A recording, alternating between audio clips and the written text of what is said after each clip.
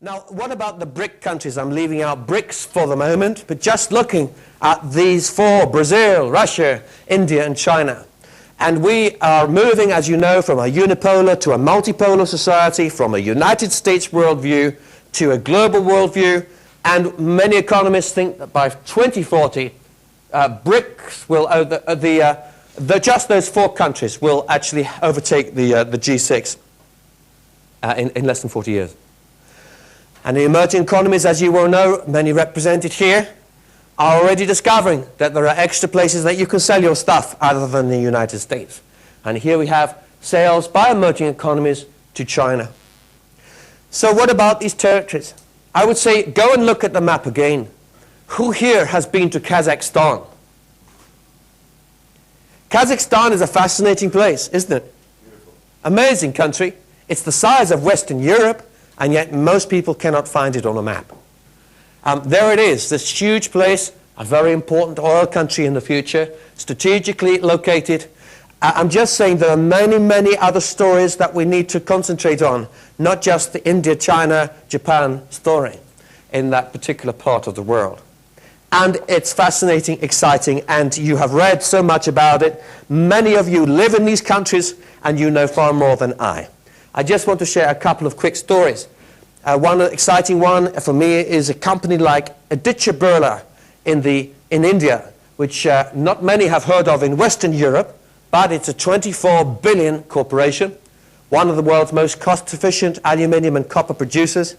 Just one of its many companies in this huge group is a Fortune 500 company, and so on. Aditya Birla has just made a decision to go into retail. And they will have maybe 150 retail stores within the next 5 to 10 years, maybe 15 years.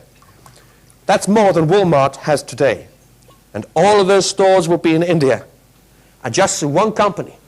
This company last year had 0 retail stores, but just made a decision to experiment in retail with an aim within 24 months to have their first 3,000 stores open.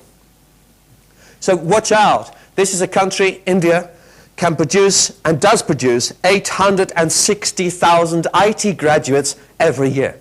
100 times the output of my entire country. I know it's only a small country with 60 million people, but still, this is an awesome giant for the future. A giant which can produce a single company, Infosys, which trains 25,000 IT graduates this year in its own university, 4 times the output of my entire nation, just from this little IT company growing at 40% per year. But there are challenges. The old outsourcing story, as you know, is nearly over. And why is that? Cost. When we have costs rising in some parts of this industry by up to 40% a year, then it's not long before you erode the competitive advantages of outsourcing. Because as you know, you need quite a big difference in price to be able to pay for the risk and to be able to manage it effectively. So we'll see shifts. Someone's here from Pakistan. Who's here from Pakistan? We were talking about the potential of your country.